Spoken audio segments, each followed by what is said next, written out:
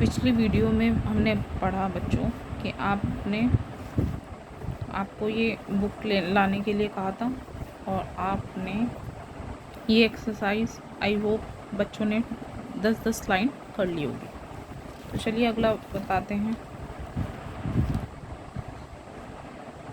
ये जो यहाँ पर जो डिस्क्रिप्शन लिखा हुआ है ये मैंने आपको पहले ही बता दिया था।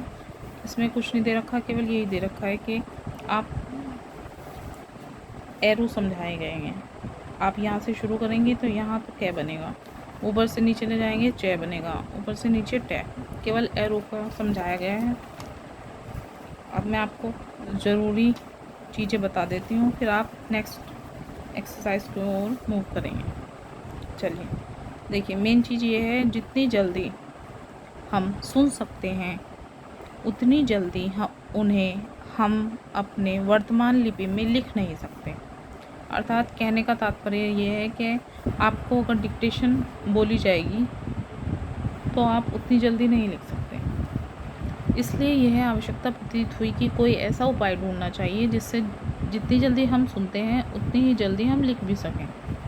अर्थात आपको जितनी जल्दी बोला जा रहा है उतनी जल्दी आपको लिखना है। इस नई लिपि को हिंदी शीघ्र लिपि, त्वरा लिपि अथवा संकेत लिपि कहते हैं। इसीलिए ये लिपि इसलिए बनाई गई है, आप सुनते के साथ ही आप लिख डालें उसको।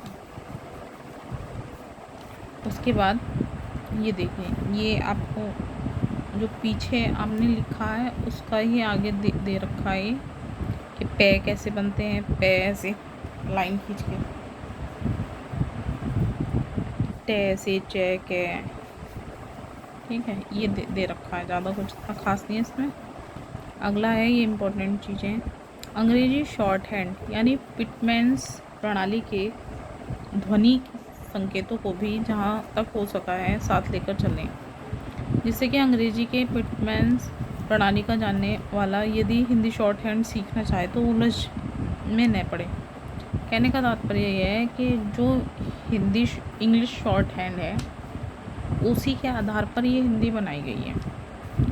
तो कहने का मतलब ये है कि जैसे अंग्रेज़ी में पी है, तो जैसे अंग्रेज़ी में पी ऐसे बनेगा तो हिंदी की स्टेनो में भी पे ऐसे ही बनेगा। ठीक, अगर आपने टे लिखा है तो इंग्लिश में जैसे टे को टी बोलते हैं तो टी ऐसे बनेगा, टी की आउटलाइन ऐसी होगी इंग्लिश में, तो टे की भी ऐसे ही होगी। जैसे आपको लिखना है च, तो च की भी ऐसी होगी, और इंग्लिश में जो CH की होगी वो भी ऐसे ही होगी। चलिए आगे देख लेते हैं।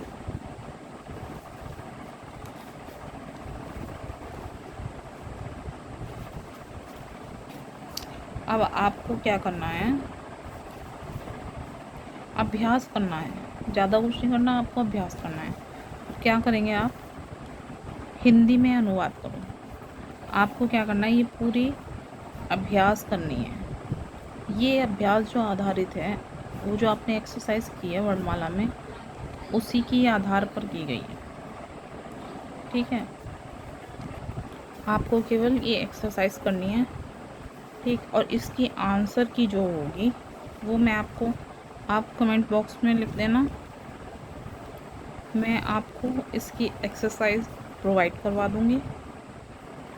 आपको क्या करना है, ये एक्सरसाइज करना है।